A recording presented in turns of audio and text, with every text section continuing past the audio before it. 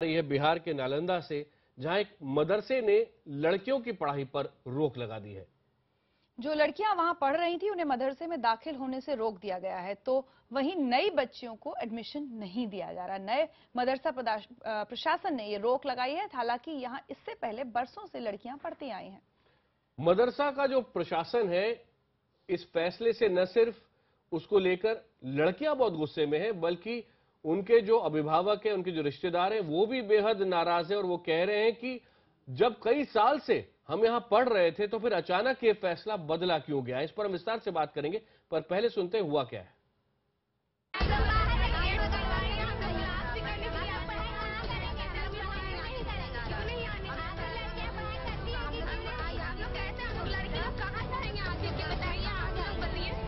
Gate के बाहर खड़ी गुस्से में सवाल पूछ रही ये लड़कियां हैं बिहार के नालंदा की। यहाँ के इसी मदरसे अजीजिया में कल तक ये पढ़ती थी, लेकिन अब इन्हें गेट के बाहर कर दिया गया है। कह दिया गया है कि अब आप यहाँ नहीं पढ़ सकती। नालंदा शहर के इस मुख्य मदरसे ने अचानक एक आदेश जारी कर अपने यहाँ लड़कियों के पढ़ने पर पाबंदी लगा दी है। हालांकि ये काफी पुराना मदरसा है और लड़कियां यहाँ शुरू से पढ़ती रही हैं, लेकिन मदरसा के नए सचिव ने ये तालिबानी फरमान जारी किया है। मदरसे में पढ़ने वाली लड़कियां गुस्से में हैं और पूछ रही हैं कि उनके भविष्य के साथ खिलवाड़ क्यों किया जा रहा है। हम पढ़ेंगे कहाँ, फिर लड़कियों के लिए मदरसा है कि नहीं है?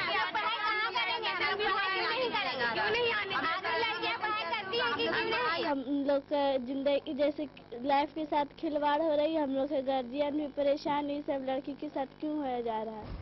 नालंदा शहर के लोगों में भी मदरसा प्रशासन के इस फैसले के खिलाफ गुस्सा है। लोग इसे दकियानूसी और कट्टरपंथी चश्मे से देखने वाला नादिरशाही फरमान बता रहे हैं। हम लोगों के आइन में जो दर्ज है उसमें यह हक दिया गया है कि बच्चियां भी बराबरी का हक रखती हैं तालीम हासिल करने के लिए। तो यहाँ पर सरासर उसकी जो है कि खिलाफ वर्जी है, बुनियादी हुकूक के खिलाफ काम हो रहा है। मुस्लिम की लड़कियां लोग आके जाएगी कहाँ? उसके लिए तो भाई एक ऑप्शन है कि मदरसा में वो लोग पढ़ती है, और लड़का लड़की का जहाँ तक मामला है तो उसके लिए लड़की के लिए कोई टीचर रखा जाए। वो तालिबानी फरमान लागू करना चाह रहे हैं यहाँ, इसलिए हम लोग उसके विरोध में आवाज उठा रहे हैं। लड़कियों के हक को छीनने वाले, उनके भविष्य के साथ खिलवाड़ करने वाले इस तालिबानी फरमान को जारी करने के पीछे मदरसा प्रशासन एक बार फिर शरीयत की आड़ ले रहा है। पहले सेक्रेटरी लोगों ने इस तरफ ध्यान नहीं दिया, लेकिन मौजूदा सेक्रेटरी ने कहा कि नहीं, पर्दे का जो मामला है, यानी लड़के लड़कियों का एक साथ बैठकर पढ़ना, एक क्लास में रहना, और लड़कियों से फिर मर्द टीचर मुखातिब हो, ये बेपर्दगी होती है। इसको दूर करने के लिए लड़कियों को रोक दिया गया है। इसका मतलब ये हुआ कि इससे पहले इस मदरसे को चलाने वाले लोगों ने शरीयत के खिलाफ काम किया, या फिर उन्हें शरीयत का कोई इल्म ही नहीं था। और मान लें कि इस मदरसा के नए प्रशासन के ज्ञान चक्षु अभी खुले भी हैं, तो उन्होंने इस तालिबानी फरमान को जारी करने से पहले लड़कियों की अलग पढ़ाई का इंतजाम क्यों नहीं किया? क्या ये लड़कियों के साथ साफ भेदभाव नहीं? जबकि इस्लाम में लड़कियों की तालीम को खासी तवज्जो दी गई है। बिहार की राजधानी पटना की इमारत शरिया के इमाम भी मदरसे के फैसले का समर्थन कर रहे हैं। बिहार स्टेट मदरसा एजुकेशन बोर्ड के तहत है मदरसा, उसके खिलाफ वो भी नहीं चल सकते। समझा, हम जानते हैं इस बात को कि मदरसे में लड़कियों की तालीम अलग होती है, लड़कों की अलग होती है, इसलिए आने और जाने का क्या सवाल। नालंदा शहर का ये इकलौता बड़ा मदरसा है जहां एमए तक की पढ़ाई होती है। अब सवाल उठता है कि जो लड़कियां यहां पढ़ रही थीं, आखिर वो अब कहां जाएं? जिनको इस मदरसे ने एडमिशन नहीं दिया, वो अब कहां जाएं? मुसलमानों में पहले से शिक्षा की कमी है और मुस्लिम लड़कियों में तो शिक्षा और भी कम है। ऐसे में जहां उनकी तालीम को लेकर मुस्लिम बिरादरी को और सचेत होना चाहिए, आगे बढ़कर पढ़ाई बेहतर और मॉडर्न बनाने के लिए खुद कदम उठाने चाहिए, वहां ऐसे बेवकूफाना और तालिबानी फरमान आ रहे हैं। साफ है, जब तक ये सोच नहीं बदलेगी, मुस्लिम समाज में शिक्षा और तब्दीली नहीं आएगी। पटना से चंद्रमोहन कुमार के साथ ब्यूरो रिपोर्ट, नालंदा, IBN 7। और हर तरफ से प्रतिक्रियाएं आ रही हैं इस फैसले को लेकर। मुस्लिम महिला पर्सनल लॉ बोर्ड की सदस्य शाइस्ता अंबर ने नालंदा के अजीजिया मदरसे के इस फैसले पर सख्त नाराजगी जाहिर की है। तो सीधे हुजूर करीम सल्लल्लाहु अलैहि वसल्लम से की सुन्नत की पैरवी नहीं कर रहे हैं, बल्कि कहीं ना कहीं औरतों को गैर तालीम होने का पूरी तरह से उनको अंधेरे में ढकेल रहे हैं, उनको नाख्वानदगी इलिटरेसी के गड्ढे में ढकेल रहे हैं। इन पे तो कार्रवाई करनी चाहिए। और इस मसले पर चर्चा के लिए हमारे साथ जुड़ रहे हैं दो खास मेहमान स्टूडियो में। यहां मेरे साथ हैं गरीब नवाज फाउंडेशन के चेयरमैन अंसार रजा और पटना से हमारे साथ हैं इदारत शरिया के प्रमुख गुलाम रसूल बलियावी साहब। बलियावी साहब, पहले आपके पास आना चाहूंगा। इस मदरसे के जो अधिकारी वो ये कह रहे हैं कि को एजुकेशन इस्लाम के खिलाफ है, इसलिए हमने अब ये जो लड़कियों की पढ़ाई है यहां पर पूरी तरह से रोक दी है। क्या आप इसे सही ठहराते?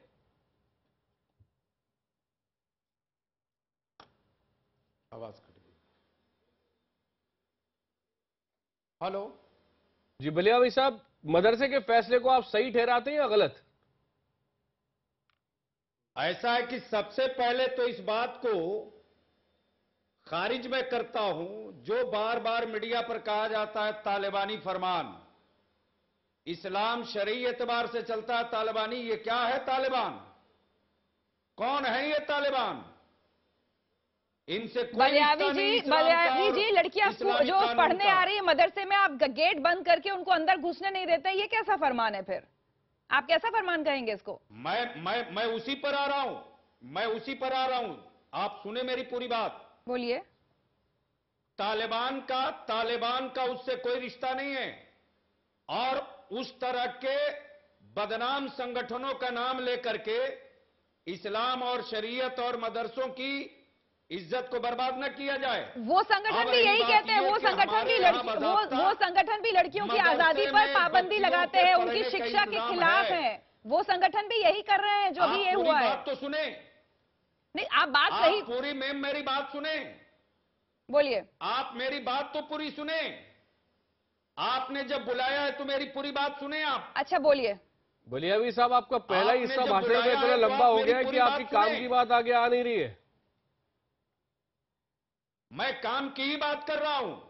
ये कलंक का जो दाग लगाया जाता है तालिबानी और तुगलकी, ये क्या है भला? मदरसे की अब आगे आप चलिए, आप बताइए क्या है? आप बच्चियों के बारे में कुछ सोच रहे हैं? इस्लाम और शरीयत ने कहीं भी बच्चियों को पढ़ने से मना नहीं किया है जी। जरूर बच्चियां पढ़ें, खूब पढ़ें, लेकिन जो अब भी आपकी ही नहीं पूरी दुनिया के चैनलों पर जो अब भी रोज एक्सीडेंट हो रहा है, रोज रेप केस की हंगामे हो रहे हैं, मदरसों में बच्चे और बच्चियों के लिए अलग से तालीम मदरसा निस्वा हमारे यहां बना हुआ है। अब अगर उस कमेटी ने पहले इसका इंतजाम नहीं किया और आज वो मना कर रहे हैं तो इस सिलसिले में ये जांच की बात है। चलिए फिर तो बलात्कार और रेप की घटनाएं बढ़ रही है हर तरफ। स्कूल से लड़कियों को पढ़ना बंद कर देना चाहिए। चलिए, आपको हमारा बोलना बुरा लग रहा है। गरीब नवाज फाउंडेशन की चेयरमैन अंसार रजा जी हमारे साथ हैं, वो आपको जवाब देंगे। रजा जी, आप क्या कहना चाहते हैं? उनकी सेफ्टी के साथ बंद तो हो जाए वो। आप बोलिए। जी अंसार साहब, आप बोले। ऐसा है, ये जो मदरसे की तरफ से सेक्रेटरी की तरफ से फरमान आया है, मैं समझता हूं कि ये बहुत बुरी बात है। इस तरह का उनको कोई भी सर्कुलर जारी नहीं करना चाहिए था। जहां आज दुनिया कहां से कहां जा रही है तालीम के सिलसिले में, रहा सवाल वहां अगर लड़कियों का इंतजाम आज नहीं है, इससे पहले भी तो लड़कियां वहां आ जा रही थीं, पहले तालीम हासिल कर रही थी, इसी मदरसे में पढ़ रही थी लड़कियां। आज क्या वजह हो गई? क्या शरीयत का फरमान आज इनको याद आया है? आज इनको शरीयत याद आई है? देखिए, तालीम का अगर आपके पास नहीं वो इंतजाम है, गवर्नमेंट का मदरसा है, ये इंडिविजुअल किसी का मदरसा नहीं है, सरकार ये जो है एफिलिएटेड, ये जो है सुगरा वक्फ एक्ट के अंदर आता है ये मदरसा जी, ठीक है ना। उसके सचिव साहब जो अभी कोई केस भी जीत करके गालिबन आए हैं, अभी मुझे पूरी जानकारी उसकी नहीं है, बहरहाल उनको ये चाहिए था कि अगर मदरसों में लड़कियों का इंतजाम नहीं था तो एक अलग से आप एक इमारत खड़ी करते या कोई किराए से मदरसा लेते, आप उसको चलाते, आपको पाबंदी नहीं लगानी चाहिए थी। उससे नजरिया ये जा रहा है कि इस्लाम और शरीयत लड़कियों की तालीम पर अहमियत नहीं दे रही है, उससे जो मैसेज जा रहा है वो गलत जा रहा है। खासकर बलियावी साहब जो कह रहे हैं, उनकी कथनी और करनी में बहुत फर्क है। वो कह रहे हैं आप तालिबान से बराबरी मत कीजिए और शिक्षा हम रोकना नहीं चाहते, लेकिन जो किया गया है वहां पे सीधे सीधे गेट बंद कर दिए गए हैं लड़कियों के ऊपर, वो साफ साफ दर्शा रहा है कि क्या हैसियत रखती है लड़कियां आपके लिए। कि इसको तालिबान से क्यों जोड़ते हैं आप? उनका मतलब, बलियावी साहब का मतलब ये है कि मदरसे को तालिबान से न जोड़ा जाए, वो अपनी जगह दुरुस्त है, लेकिन बलियावी साहब लंबी हो 100 गई बात की एक बात बताइए, क्या राज्य सरकार को यहाँ इंटरवीन करना चाहिए ताकि बहुत सारी बच्चियां जिनकी पढ़ाई रुक गई है कम से कम एक पूरे साल के लिए, वो उनकी पढ़ाई हो सके? कुछ कर सकती है राज्य सरकार इसमें, या उन्हें नहीं करना चाहिए?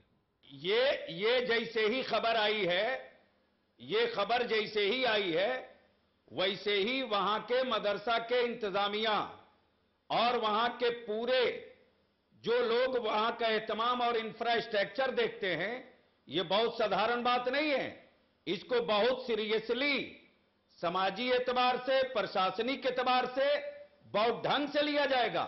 लेकिन हमें जो आपसे एक उम्मीद है और जो मैं कह रहा हूं कि पहले वहां की बारीकियों को जानना चाहिए। अब वहां की इमारत की क्या पोजीशन है, अब आप देख लें कि बिहार में अरे बलियावी साहब, बनात के नाम से कितने मदरसे चल रहे हैं। बलियावी साहब,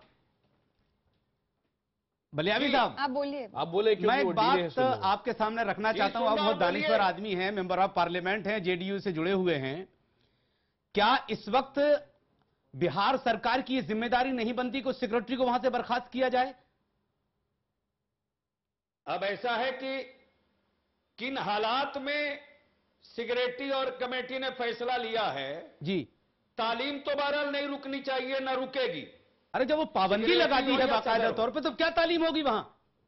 अरे आप अब ऐसा है कि बहुत सारी बातें बदले की भावना से, और आपने सुन भी लिया है जी कि वहां आपके मदरसा बोर्ड का मामला है जी। तो जो हमको आजादी हासिल है एहतमाम और वहां के इंफ्रास्ट्रक्चर को देखने में, अब ये इंतजामिया जो मौजूदा आई है, वो चाहे कोर्ट से आई हो चाहे कहीं से आई हो, उनके मामलात को बहुत गंभीरता पूर्वक हम लोग लेंगे। बलियावी जी चलिए, आप कह रहे हैं शिक्षा रुकेगी नहीं, कब चालू होगी, कब शुरू होगा वापस लड़कियों का मदरसे में जाना, बताइए।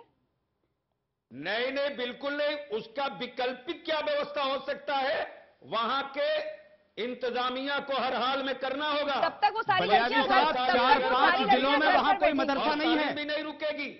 तब तक वो सारी बच्चियां घर पर बैठेंगी जी, तब तक वो सारी बच्चियां घर पर बैठेंगी जब तक फैसले होंगे, इंतजाम होंगे।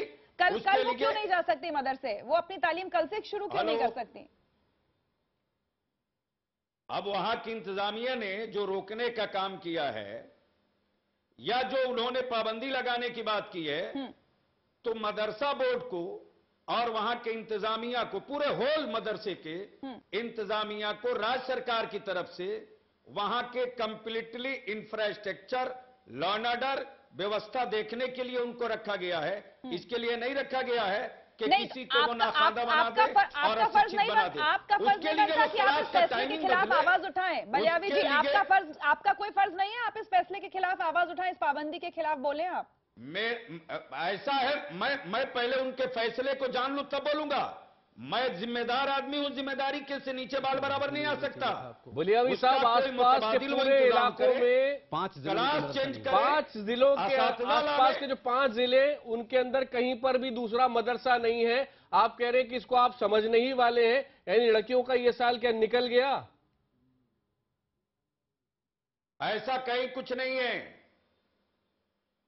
आप कदम उठाएंगे, कुछ साफ साफ कहें, आप काफी गोल गोल बातें कर रहे हैं। आप खुले लफ्जों में विरोध क्यों नहीं कर रहे इस पाबंदी का? कर रहा हूं। आप खुले लफ्जों में विरोध क्यों नहीं कर रहे इस पाबंदी का? आपके कहने से मैं जबरदस्ती विरोध थोड़े ही कर दूंगा। अब आप कहें कि तुगलकी फरमान है तो मैं थोड़े मान लूंगा। अच्छा, अभी आपको तालिबान पर बहुत आपत्ति हो रही थी, मलाला पर किसने हमला किया, उसकी भी तालीम रोकने की बात हो रही थी ना, उसकी भी तालीम से ही कुछ लोगों को परेशानी थी। ये उन संगठन के लोगों की बात कर रहे हैं जिन संगठन के लोगों को हमारे देश में आतंक और आतंकवादियों के नाम से जाना जाता है, और ये वही लोग हैं जिनके नाम आने के बाद बलियावी साहब, आखिरी छोटा सा सवाल, जो बच्चियां अभी देख रही होंगी प्रोग्राम IBN 7 पर, उनके लिए आपका क्या वादा है? क्या वो ये साल पढ़ पाएंगी इसी मदरसे में या नहीं? हेलो, बलियादी जी, आपको आवाज सुनाई दे रही है? सवाल पे आपको आवाज नहीं आ रही है, अभी तक आ रही थी आपको आवाज आपकी जनाब बहुत कम मिल रही है हमको। हुजूर, छोटा सा सवाल, क्या बच्चियां इस साल उसी मदरसे में पढ़ सकेंगी? हम लोग पूरी कोशिश करेंगे पर्दे के साथ, उनकी सेफ्टी के साथ, उनके तमाम तरह की सहूलियात के साथ उन बच्चियों की तालीम हर हाल में होनी चाहिए। अगर कमेटी वालों ने इंतजाम अपने हाथ में लिया है तो उसके लिए अलग से क्लास का इंतजाम करें, उसके लिए टीचर का इंतजाम करें, करें। मतलब आप जिम्मेदारी उधर जाती हुई दिख रही है। नुकसान नहीं होने लेकिन हम वापस आएंगे आपसे जवाब लेने के लिए, उन बच्चियों के भविष्य को हम बिगड़ने नहीं देंगे, वापस आपके पास भी आएंगे, रजा साहब के पास और भी आज आएंगे। उन्हीं बच्चियों में से एक बच्ची कह रही थी कि हमारी जिंदगी बर्बाद कर रहे हैं इस तरह के फैसले, और आपको शायद वो बच्चियों की अपील सुनाई नहीं देती। बहरहाल बहुत बहुत शुक्रिया हमारे साथ जुड़ने के लिए, आपका भी बहुत बहुत शुक्रिया रजा साहब।